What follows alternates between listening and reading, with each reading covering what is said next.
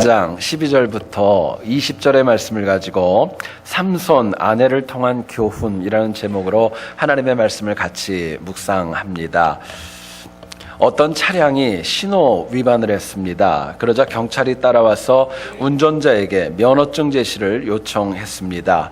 근데 이 운전자가 갑자기 생각 없이 이렇게 얘기하는 겁니다. 죄송합니다. 제가 그만 술을 조금 마셔가지고 이야기를 하니까요, 경찰이 깜짝 놀랍니다. 그리고 이야기를 했습니다. 그럼 음주 운전이라는 겁니까? 말을 하자마자 옆에 있던 아내가 덧붙여서 얘기를 합니다. 경찰님, 한 번만 좀 봐주세요. 이 사람이 아직 면허가 없어서 그래요. 이야기를 하더랍니다. 기가 막혔던 경찰이 또 얘기를 합니다. 그럼 무면허까지 해요? 하고 또 놀라서 얘기를 하니까 뒷좌석에 앉아있던 어머니가 말합니다. 얘야, 그러게 내가 훔친 차는 재수가 없다고 그랬잖아. 이야기를 합니다. 경찰이 말을 잇지를 못합니다. 그러자 마지막으로 있던 아들이 한마디를 더 덧붙였답니다. 아빠, 우리가 은행 턴 거를 알고 걸린 거 아니죠? 그리고 얘기를 하더랍니다. 여러분, 이 유머의 제목은요, 못 말리는 가족이라고 합니다. 여러분은 이 유머를 처음 만든 사람의 의도가 과연 무엇이라고 생각을 하십니까? 적어도 이 가족의 이야기를 소개하는 것, 그렇게 살라고 우리에게 이 이야기를 주는 것은 아닐 겁니다. 그 이야기를 통하여서 똑바로 살아가야 한다는 것 배우고 교훈하기 위하여서 이 이야기를 아마도 만들지 않았을까 저는 생각해 보았습니다. 여러분, 사람은 누구나가 다 혼자서 모든 것을 할 수 없기 때문에 배우며 살아가야 마땅합니다. 그런데 보통 사람들은 훌륭하고 선한 것을 통하여 배우지만은요, 지혜로운 사람은 좋지 않고 비상식적이고 문제가 있는 것을 통해서도 배우는 지혜가 있습니다. 현대인은 세상이 너무나도 패역하다고 욕하면서 도저히 배울 것이 없다고 한탄하며 마음 아파합니다. 하지만 하나님께서는요, 우리에게 뭔가를 보여주시고 얻게 하시는 것, 배우게 하시기 위하여 우리에게 도전과 성령으로 우리들의 마음을 감동케 하시는 것입니다. 본문을 보면은요, 삼손이 고집을 피워서 블레셋 여인과 결혼을 하지만 불과 7일 만에 그 관계가 깨지고 맙니다. 나실인이었던 삼손이 이방 여인이었던 블레셋 여인을 취하는 거, 이것은 절대로 작은 문제가 아니라 큰 문제였습니다. 그런데 안타깝지만 삼손의 아내도 역시 삼손 못지않은 어려움과 문제가 만만치 않았습니다. 이 블레셋 여인은요, 함께 가정을 이룰 삼손에 대하여서 전혀 신뢰가 없었고요, 또 협박을 받았을 때 가해자들보다는요, 삼손을 더 힘들게 하는 모습까지도 오늘 본문을 통하여 보여줍니다. 개인적으로 이 말씀을 묵상하면서 이 이야기가 왜 기록되어졌을까? 이 이야기가 없어도 성경의 내용에는 전혀 지장이 없었을 텐데 왜 있었을까 생각해 봤습니다. 그래도 이 이야기가 성경에 기록된 이유가 있습니다. 이 이야기를 통하여 우리가 배워야 할 것이 있기 때문에 그렇습니다. 성경은요, 성령 하나님의 감동으로 된 책입니다. 그런데 이 성경 안에는 하나님께서만 말씀하신 내용으로 가득 차 있는 것은 아닙니다. 성경 안에는 때로는요, 패역한 인간의 말도 기록되어져 있고, 때로는 예수님을 시험했었던 마귀의 이야기도 성경 안에 기록되어져 있습니다. 하지만 그 모든 내용보다 더 강력하고 온전한 성령 하나님의 감동하심이 있기 때문에 우리가 배워야 될 내용이 성경에는 무궁무진하게 많은 것입니다.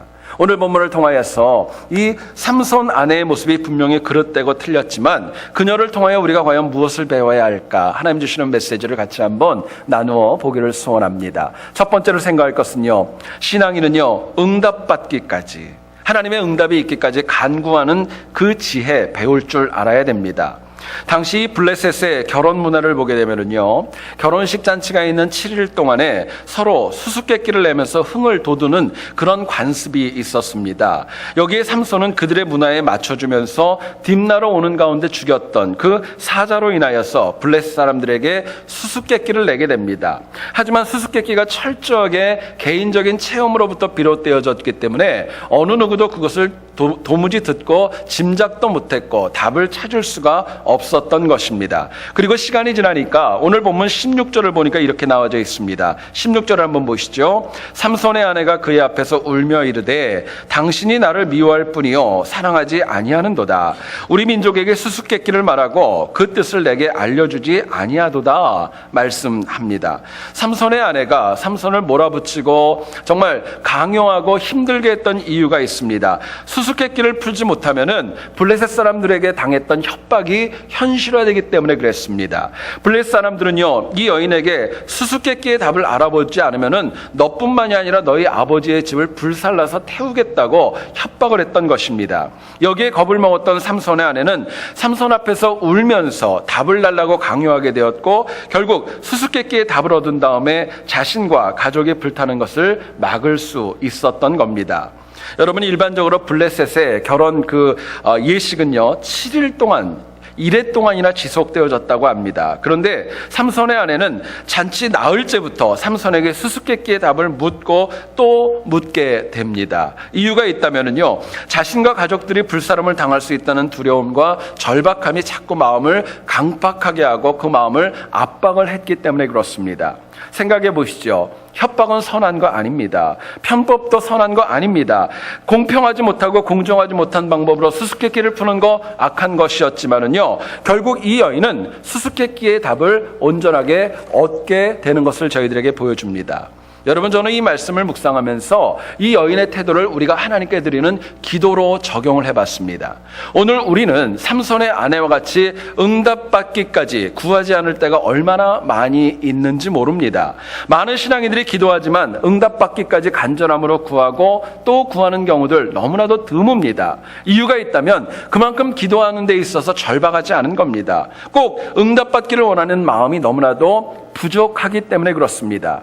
여러분, 하나님께서 우리가 끝까지 기도할 때마다 하나님의 응답이 없는 거 아닙니다. 응답이 있어요. 그럼에도 불구하고 우리가 응답을 주시기까지, 응답 받기까지 기도하지 않기 때문에 하나님 주시는 메시지를 체험하지 못하는 것입니다. 자, 그렇다면 우리가 삼손의 아내처럼 응답을 받기까지 끝까지 구하려면 어떤 태도를 배워야 할까요? 오늘 본문은 저희들에게 이렇게 도전합니다. 우리가 응답받기까지 끝까지 포기하지 말라고.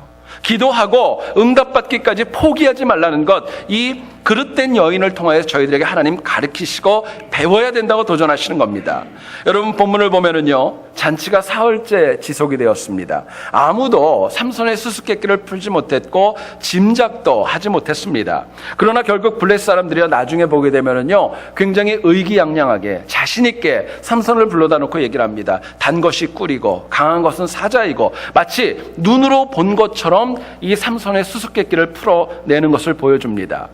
만약에 그 중간에요, 삼손의 아내가 삼손을 강박하고 막 밀어붙이고 몰아붙였던 것을 포기했다면 이런 답은 아마도 나오지 않았을 겁니다. 본문 17절을 보시면은요, 그런 내용이 나옵니다. 삼손의 아내가 그 앞에서 울며 그에게 강요함으로 7째 날에 수수께끼의 답을 알려주었다라고 저희들에게 이야기합니다. 여러분, 여기서 이 강요했다, 히브리 원어인 추크라는 동사는요, 억압하고 재촉하여가지고 도저히 말하지 않을 수 없는 그런 상황이 되었다는 것입니다. 말할 수밖에 없는 상황이 되었다는 거예요. 상상을 한번 해보시죠. 신부가 결혼잔치 내내 울면서 신랑을 조르는 모습, 여러분 보기 좋다고 생각하십니까? 얼마나 이 모습이 추했을까요? 사람들 앞에서는 어쩔 수 없이 웃고 남편 앞에서는 울면서 마음 아프게 하는 그 모습이, 그 앞뒤가 다른 모습이 얼마나 많이 힘들었을까요? 만약에 잔치에 참석한 사람들이 이것을 만약에 보았다면 얼마나 기가 막혀하고 황당해 하였겠습니까? 그런데도 결국 이 여인이 끝까지 포기하지 않았고 울었고 강요하면서 결국에는 삼손의 답을 얻어내게 되었던 것입니다. 여러분, 여기서 우리는요, 그렇게 해서라도 답을 얻고자 포기하지 않는 그 태도, 그 여인의 태도만큼은요, 우리가 배우고 얻어야 될 필요성이 있는 것입니다. 이유가 있습니다. 하나님께서는요, 포기하지 않고 구하는 자에게 반드시 가장 좋은 것으로 응답하시기 때문에 그렇습니다. 여러분, 우리가 포기하는 이유가 있습니다. 포기는요, 철저하게 내 생각 가운데 희망이 없다고, 더 할 필요가 없다고 단정을 짓기 때문에 포기하는 것입니다. 근데 성경은 어디를 보더라도 하나님은 우리에게 포기하라고 한 번도 얘기하지 않았습니다. 특별히 기도하는 가운데에서는요, 절대로 중간에 그만둬라, 하지 마라, 이런 적 한 번도 없습니다. 구하는 자에게 후히 주시고 꾸짖지 아니하신다고 말씀하셨습니다. 구하고 찾고 두드리는 자가 얻을 것이라고, 응답받을 것이라고 하나님 분명히 말씀하셨습니다. 문제는 우리가 포기하여서 받을 응답의 은혜를 놓칠 때가 너무나도 많이 있다는 데에 어려움이 있는 것입니다. 성경을 보면은요, 똑같은 이야기가 3번이나 반복될 정도면 굉장히 중요한 내용입니다. 이사야서 38장 1절을 보면 히스기야가 치유된 내용이 열왕기서와 역대기서와 이사야에 걸쳐 3번이나 반복이 됩니다. 이사야 38장 1절을 보면 이렇게 나옵니다. 그때 히스기야가 병들어 죽게 되니 아모스의 아들 선지자 이사야가 나아가 그에게 이르되 너는 내 집에 유언하라 내가 죽고 살지 못하리라 말씀합니다.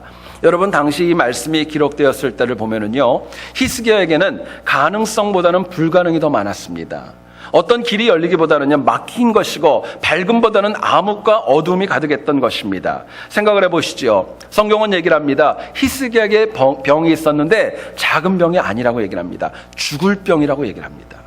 그것도 당대에 가장 영향력이 있었던 이사야 선지자가 와서 얘기했습니다. 개인의 얘기를 얘기한 거 아닙니다. 하나님의 말씀을 듣고 와서 너는 곧 죽을 거라고 하나님 말씀을 선언하는 거예요. 여러분, 이 정도 됐으면 포기해도 마땅한 거 아닙니까? 그런데 이사야 38장 3절을 보면은요, 이런 말씀이 나옵니다. 여호와여 구하오니 내가 주 앞에서 진실과 전심으로 행하며 주의 목전에서 선하게 행한 것을 기억하옵소서 하고 히스기야가 심히 통곡하니 말씀하고 있습니다. 놀랍게도요, 하나님께서는 죽음을 선고받고 포기하지 않았던 그 히스기야를요 살려주셨던 거예요. 15년이나 되는 시간을 그에게 허락해 주셨던 겁니다. 성경은요, 이처럼 히스기야에게 응답하셨던 그 하나님이 바로 우리가 믿는 똑같은 하나님이라고 저희들에게 말씀합니다. 여러분, 인간을 향하여 포기하지 않는 것, 세상 일을 향하여 포기하지 않는 것은 때로는 집착이라는 단어로 말씀할 수 있습니다. 그러나 하나님의 은혜를 바라며 포기하지 않고 기도하는 것, 이것은 믿음이라고 얘기를 합니다. 믿음은 다른 것입니다. 인간은 상황에 따라서 들어줄 수도 있고 매몰차게 거부할 수도 있는 것이 사람의 모습입니다. 그러나 하나님께서는 포기하지 않고 구하는 모든 자에게 반드시 하나님의 방법대로 응답하십니다. 심지어 주님은요, 불의한 재판관을 통해서 우리들에게 이렇게까지 얘기를 합니다. 강권하여 기도하라고. 강권하여 기도하라고 저희들에게 말씀합니다. 우리가 해야 될 것이 있다면 이 말씀에 순종하여서 이 여인에게 배워서 하나님 앞에 포기하지 않고 응답받을 때까지 강권하여 기도하는 태도 배워야 마땅한 것입니다. 여러분, 빙산을 아실 겁니다. 이 남극과 북극에 있는 거대한 빙산은요, 어떤 방향을 한 군데로 딱 잡게 되면은 아무리 세찬 바람이 불어온다 할지라도 방향을 바꾸지 않는답니다. 심지어는 거대한 조류를 만나가지고 이것에 정말 물결이 많이 휘둘려도요, 빙산의 방향은 절대로 바뀌지 않는다고 합니다. 이유가 있습니다. 외부에서, 그 위에서 흘러지는 조류보다 밑에서 흐르는 조류가 훨씬 더 강력하기 때문이라고 얘기합니다. 여러분, 그런 말을 들어보셨죠? 빙산의 일각이라는 말 들어보셨죠? 여러분들 들어보셨을 거예요. 빙산의 모습을 보면 보이는 건 10%밖에 되지 않습니다. 물속에 잠겨있는 게 90%예요. 그런데 이 무게중심이 90%에 있고, 그렇기 때문에 그 깊은 바다의 조류의 영향을 더 크게 받아서 외부에 있던 어떤 세찬 바람과 외부의 어떤 조류에도 이 빙산은 절대로 흔들리지 않고 한 방향만을 향해 나아간다고 합니다. 여러분, 우리가 기도하면서 포기하는 이유가 있습니다. 한 방향을 향하여 기도하는 도중에 장애물을 만나서 자꾸 방향을 바꿔 나갑니다. 그래서 이렇게 포기하고 저렇게 포기하고 나중에는 내가 뭘 기도했는지조차도 모르고 망각할 때가 얼마나 많이 있는지 모릅니다. 여러분, 우리가 의지하고 기도하며 붙잡아야 될 분은요, 흔들리지 않는 영원한 조류이신 하나님밖에 없다는 거 잊지 말아야 됩니다. 하나님께서 우리에게 포기하지 말고 기도하라고 하면은요, 그대로 믿고 기도하면 되는 것입니다. 자꾸 복잡하게 생각할 거 없어요. 그냥 믿고 하나님 앞에 응답받기까지 기도하라고, 포기하지 말고 기도하라고 말씀하시면은요, 그대로 따라가면 되는 것입니다. 문제는요, 우리가 믿는 하나님은 삼손과는 분명하게 다른 존재입니다. 오늘 본문을 가만히 보시면은요, 삼손은 그 아내가 그릇되고 틀린 요청을 포기하지 않고 끝까지 강요했을 때 귀찮고 어쩔 수 없어가지고 그냥 수수께끼의 답을 던져주게 됩니다. 여러분, 삼손의 마음이 기뻤을까요? 좋지 않았을 거예요. 어쩔 수 없이 주었고 마음에 상처도 있었고 기분이 좋지 않았을 거예요. 그런데 우리가 믿는 하나님은요, 우리가 그릇된 기도를 드릴 때요, 아무리 포기하지 않고 구해도 하나님 응답하지 않습니다. 여러분, 우리가 아무리 하나님 뜻에 맞지 않는 거, 이거 포기하지 않고 기도하는 거는요, 빨리 내려놓으셔야 돼요. 이유가 있습니다. 나를 사랑하시고 나에게 좋은 것을 주시기 위해 거절로 하나님이 응답하시기 때문에 그렇습니다. 예수님께서는요, 요한복음 15장 7절에서 저희들에게 이렇게 얘기합니다. 너희가 내 안에 거하고 내 말이 너희 안에 거하면 무엇이든지 원하는 대로 구하라. 그리하면 이루리라 말씀하십니다. 우리 기도가 무조건 고집 부리는 기도가 아니라 주님 안에서 드리는 기도가 되어져야 합니다. 그리고 주 안에서 포기하지 않고 드리는 기도는 무엇을 원하든지 간에 하나님께서 응답해 주신다고 약속하십니다. 여러분, 간절히 원하는 것, 우리가 삼손의 아내를 통해서 항상 포기하지 않음을 배워서 주 안에 드리는 간구마다 응답받는 그 은혜와 승리가 있기를 주의 이름으로 축원드립니다. 두 번째로 저희들이 이 삼손의 아내를 통해 배워야 될 것이 있습니다. 신앙인은요, 존귀해야 합니다. 신앙은 존귀하게 살아야 마땅한 것입니다. 그렇게 살아야 되는 것 저희들에게 역으로 가르쳐 줍니다. 오늘 본문을 보면 삼손은요, 수수께끼를 내면서 얘기를 합니다. 너희들이 이것을 맞추면 베옷 30벌과 그리고 겉옷 30벌을 내가 상품으로 너희들에게 줄게 제안을 합니다. 근데 여기서 우리가 좀 주목해야 될 것은요, 삼손이 얘기하는 겉옷과 베옷의 히브리 원어를 보게 되면은요, 그 옷감들이 싸구려들이 아닙니다. 굉장히 값비싸고 존귀한 그런 물질로 만들어진 옷감입니다. 그래서 사흘까지 수수께끼를 풀지 못하자 여기에 부담을 느꼈던 블레셋 사람들이 마침내 삼손의 아내를 협박하는 것입니다. 여기에 삼손 아내는요, 나흘째부터 울며 삼손에게 강권하고 결국 수수께끼의 답을 얻게 됩니다. 근데 여러분 한번 생각해 보세요. 결혼잔치에 참여해가지고요, 자기들 손해보고 싶지 않아가지고 신부를 협박하는 무리, 어느 누가 그 사람들을 향하여 존귀하다고 얘기할 수 있겠습니까? 절대로 존귀한 사람들 아닙니다. 그리고 18절을 한번 보세요. 삼손이 그들에게 이르되 너희가 내 암송아지로 밭갈지 아니하였더라면 내 수수께끼를 능히 풀지 못하였으리라 이야기합니다. 여러분, 여기서 이 블레셋 풍속을 보게 되면은요, 결혼잔치가 7일 동안이나 있었다고 합니다. 그리고 7일 동안에는 신랑과 신부가 상대방을 가장 존귀하게 여기고 복되게 여기는 그런 시간이라고 합니다. 그런데 삼손은요, 결혼잔치가 끝날 때 무렵에 그 블레셋 사람들에게 자기 아내를 표현하면서 이렇게 얘기를 하지요. 내 암송아지가 밭을 갈았다고 얘기를 합니다. 여러분, 이것은 히브리 원어를 보게 되면요, 그 아내를 굉장히 폄하하는 것입니다. 굉장히 많이 안 좋게 얘기하는 것을 저희들에게 말씀해주고 있는 것입니다. 이유가 있어요. 삼손의 아내가 수수께끼의 답을 갖다 강요했고 이것을 동족에게 알렸기 때문에 그렇습니다. 결국 1회 동안이나 있었던 정말 흥겨운 결혼잔치의 모습을 보게 되면 초청을 받았던 손님들도 존귀하지 않았고 주인이 되었던 그 여인조차도 존귀하지 않았다고 저희들에게 분명히 말씀합니다. 여러분, 이것을 역으로 적용하면은요, 신앙인은 이 땅 패역한 세상을 살아간다 할지라도요, 존귀한 삶을 살아야 됩니다. 존귀하게 인정받아야 마땅한 것입니다. 예수님께서는 어려서부터 지혜가 자라고 키가 자라면서 사람들과 하나님에게 사랑을 받으셨다라고 이야기합니다. 존귀하게 되신 것입니다. 하나님께서는 우리를요, 죄인이었던 저희들에게 십자가 보혈의 은혜를 통하여서 우리에게 너는 내 것이야, 내가 너를 보배롭고 존귀하게 여긴다고 하나님 우리를 복되게 인정해 주셨습니다. 그럼에도 불구하고 우리가 사실은 존귀하게 살아가지 못할 때가 얼마나 많이 있는지 모릅니다. 하나님께서 우리를 폄하하셨기 때문에 그런 거 아닙니다. 우리의 죄가 문제입니다. 우리의 죄로 인하여 내가 존귀하지 못하게 살아갈 때가 너무나도 많이 있습니다. 실제로 오늘날 교회를 보시고 많은 신앙인들을 보면은요, 존귀해야 마땅함에도 불구하고 조롱과 비판의 중심에 서 있을 때가 얼마나 많이 있는지 모릅니다. 자, 그렇다면은요, 우리가 삼손 아내와는 다르게 존귀한 자로 살려면 과연 무엇이 필요할까? 본문을 통하여 묻게 됩니다. 본문은 저희들에게 이렇게 도전합니다. 우리가 항상 나만을 생각하는 악함, 나만 생각하는 이기적인 거 버릴 때 비로소 우리가 존귀한 자가 될 수 있다고 저희들에게 말씀합니다. 여러분, 블레셋 사람들이요, 결혼잔치에서 삼손의 아내를 협박한 이유가 뭘까요?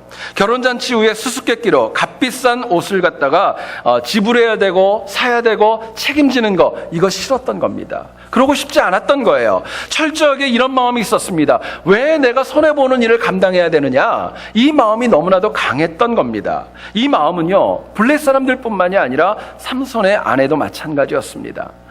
여인은요, 생각했습니다. 이제 삼손과 가정을 이루고 부부가 되어져야 될 사람임에도 불구하고 협박을 받고 나서 삼손의 생각은 하지 않습니다. 자기 자신을 먼저 생각하고 자기 집안을 먼저 생각하는 모습을 보여줍니다. 저는 말씀 묵사가 하다가 이해가 안 갔어요. 이제 부부가 될 사람들이고 삼손이 나름대로 힘도 있고 체구도 있었을 텐데 어려운 문제가 있으면요 남편과 의논을 해야지요. 그런데 남편과 의논하는 건 아무것도 보이지 않고 그냥 자기의 뜻을 꺾고 협박에 그대로 끌려가는 모습을 보여줍니다. 원인도 말하지 않습니다. 왜 내가 어려움을 당하는지 얘기하지도 않고 무작정 조르고 졸라서 답을 얻고 자기와 자기 집안 때문에 자기 남편을 어렵고 힘들게 이끌어가는 것입니다. 아무리 보아도 삼손의 입장을 생각하는 모습은 찾아볼 수가 없는 거예요. 결국 그처럼 자신만 생각하였기 때문에 존귀할 수가 없었고 가정이 깨지고 말았다는 것을 저희들에게 보여줍니다. 여러분, 동서고금을 막론하고 또 오늘 우리가 살아가는 현대를 볼 때에도요 자기 자신만 생각하는 사람은 절대로 존귀한 대접 받을 수 없습니다. 과거에는요 저를 비롯한 우리 모두는요 나 위주였고 내가 절대로 손해볼 수 없다는 마음으로 살아갈 때 적지 않았습니다.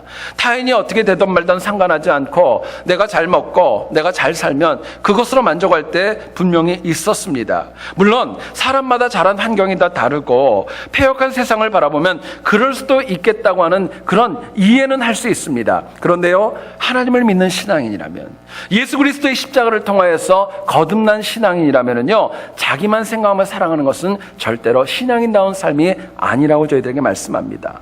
이유가 있습니다. 예수 그리스도의 십자가는요 자기만을 위한 것이 아니라 우리를 위하는 사랑으로 더 크게 펼쳐졌기 때문에 그렇습니다.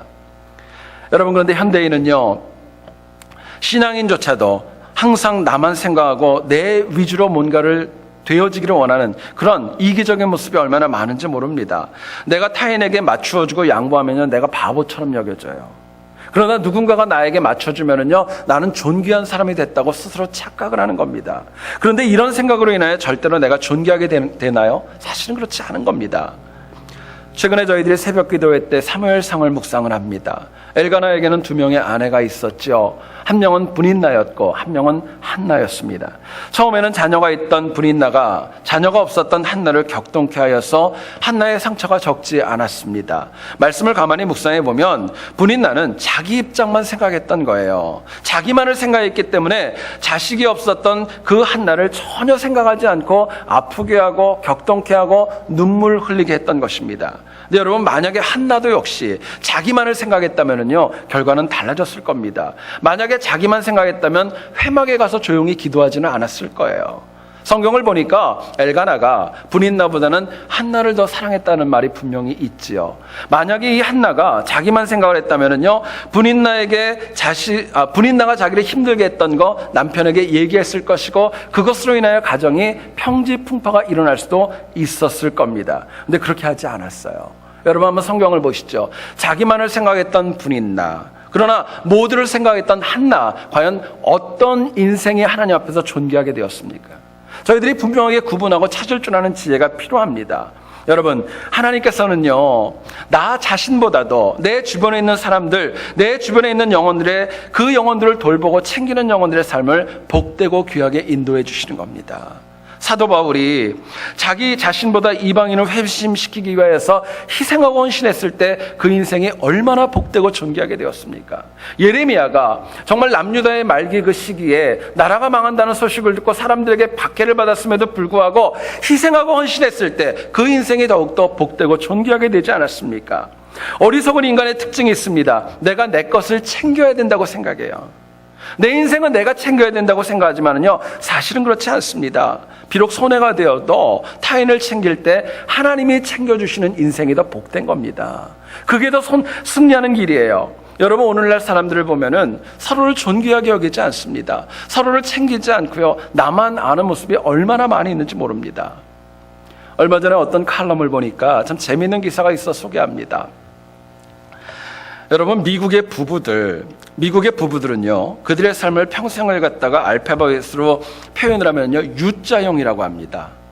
U자형이래요. 이게 무슨 말이냐, 처음 결혼했을 때 신혼 때는요 너무너무 좋은 거예요. 제일 위에 있다가 시간이 지나면서 서로의 사랑이 식어지면서 시들시들해지고 갱년기까지 오고 밑바닥을 친다고 합니다. 근데 나이가 들어가면서 이제는 서로를 더 의지하게 되는 거예요. 서로를 존귀하게 여기는 겁니다. 그리고 나중에는 다시 올라가는 겁니다. U자가 잘 몰라서 지금. U자의 모형을 여러분 아시죠? 그게 미국 부부들의 그 해로워하는 그런 모습이라고 합니다. 그럼 제가 물어볼게요. 한국 부부들은 어떨까요? 알파벳으로 표현하면 뭘까요? 그 칼럼은 그렇게 얘기를 합니다. L자래요. L자. 상상해 가십니까? 처음에는 무지하게 뜨거웠어요. 서로 사랑했어요. 그리고 싸우면서 서로 간에 끝까지 왔어요. 그리고 회복되지 않고 끝까지 그냥 가는 거예요. 그게 L자랍니다. 제가 어떤 부부하고 얘기를 하다 그 얘기를 했어요. 그랬더니 그 부부는 자기네는 U자도 아니고 L자도 아니고 다른 글자래요. 그래서 뭐냐고 물어봤더니 그렇게 얘기를 하시더라고요. 때로는 업앤다운이 있기 때문에 자기 부부는 W래요. 여러분들은 어떻습니까?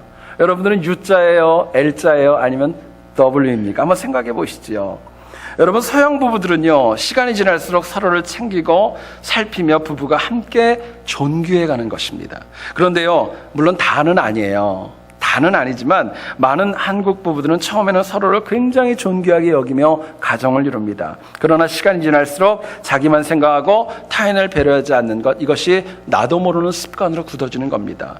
하나님께서 부부는 물론이고 내가 인생 가운데 누군가를 만나게 하시는 이유가 있다면요, 그 영혼이 내게 참으로 존귀하기 때문에 만나게 하시는 거예요. 존귀한 영혼이기 때문에 만나게 하시는 겁니다. 그렇기 때문에 내 주변의 영혼들을 항상 배려하고 살피는 것, 그 영혼을 통하여서 하나님께서 힘있게 그 인생길을 열어 가시는 겁니다. 오늘 본문 후반절을 보면은요, 삼손은 값비싼 겉옷과 베옷을 얻으려고 딥나에서 무려 40km가량이나 떨어졌던 아스글론이라는 지역을 가게 됩니다. 그리고 위험을 무릅쓰고 전쟁을 통하여서 그곳에서 60벌의 옷을 가지고 돌아와서 약속했던 겉옷 30벌, 베옷 30벌을 블레셋 사람들에게, 결혼잔치에 참석했던 사람들에게 나누어주는 모습을 보여줍니다. 여러분 생각해 보시면은요, 삼손이 그거 안 해도 되잖아요. 아내가 자기를 강압해가지고 답을 알고 이미 어떤 편법이 있었다는 걸 알았음에도 불구하고 남을 먼저 생각하고 약속이기 때문에 지키는 삼손의 모습을 저희들에게 보여주는 겁니다. 여러분, 타인을 배려한다는 거, 타인을 먼저 생각한다는 거는요, 말로만 되지 않습니다. 때로는 위험도 있고 손해도 있고 또 희생이 요구될 수밖에 없습니다. 근데 중요한 것은요, 내가 타인을 위해 행하는 것들 하나하나 사람은 모를 수 있어요. 근데 은밀한 중에 보시는 하나님께서는 그거 다 아신다고 말씀하십니다. 여러분, 교회에서도요, 내 생각, 내 경험만 고집하지 말고 타인을 먼저 생각하고 챙기는 지혜가 저희들에게 필요합니다. 여러분, 존귀한 교회가 어떤 교회입니까? 좀 더 멀리 보는 겁니다. 좀 더 깊게 보는 거예요. 좀 더 높게 보는 것입니다. 더 많은 사람들을 배려하는 시각이 많아질 때 그 교회가 존귀하게 되어지는 것입니다. 우리가 쉽지 않지만 한 번이라도, 한 사람이라도 더 타인을 챙기는 그 헌신이 우리들의 삶에 절대적으로 필요합니다. 그럴 때 은밀히 보시는 하나님께서 하나님의 방법대로 우리 인생을 채워 가시는 겁니다. 여러분, 우리가 내 능력으로, 내 이기적인 힘으로 내 인생을 채우는 것보다 하나님이 채워주시는 것이 훨씬 더 복되다는 거 잊지 말기를 간절히 소원합니다. 그래서요, 우리가 겸손하게 삼손의 아내와는 다르게 나보다 타인을 배려하는 그 성숙을 배워서 날마다 승리하는 우리 교회와 우리 개인의 삶 될 수 있기를 다시 한번 주의 이름으로 축원드립니다. 공자가 논어에서 이런 말을 했습니다. 3인 유행 필유 아사라 이야기했습니다. 이 말은 무슨 말이냐면요, 세 사람이 길을 갈 때에는 그 중에 한 명은 내 스승이다 라고 이야기하는 것입니다. 여러분, 이 말은 굉장히 의미가 깊습니다. 문제는 정말 세 사람 가운데 스승이 있기 때문에 이 얘기한 거 아닙니다. 배우려는 마음이 있다면 한 사람이라도 스승으로 섬길 수 있다는 것을 공자는 이야기했던 것입니다. 중요한 거는요, 배울 사람이 없는 것이 아니라 배우려고 하는 마음이 없는 것입니다. 여러분, 우리가 하나님의 은혜 가운데 이 땅 가운데 승리하기 위해서는요, 그냥 제자리에 있는 것이 아니라 배우려고 하는 거룩한 욕심이 필요합니다. 오늘 본문을 통하여 저희들에게 분명히 얘기를 합니다. 패역한 삼손의 아내이지만 포기하지 않으므로 응답받는 기도의 자세 배우라고 말씀합니다. 또한 나만 생각하는 좁은 소견을 버리고 하나님과 사람에게 존귀한 사람이 되라는 것, 이 여인을 통하여 저희들에게 교훈하고 가르쳐 주십니다. 여러분, 우리 모두가 다 패역한 세상을 살아가도 항상 배우고 겸손으로 인하여 날마다 승리하는 우리 모두 될 수 있기를 다시 한번 주의 이름으로 축원드립니다.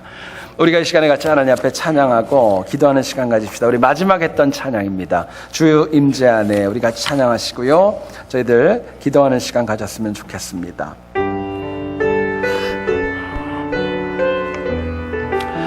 개인적으로 오늘 이 찬양을 제가 제 방에서 이렇게 설교를 준비하면서 한 20번도 더 들어봤습니다.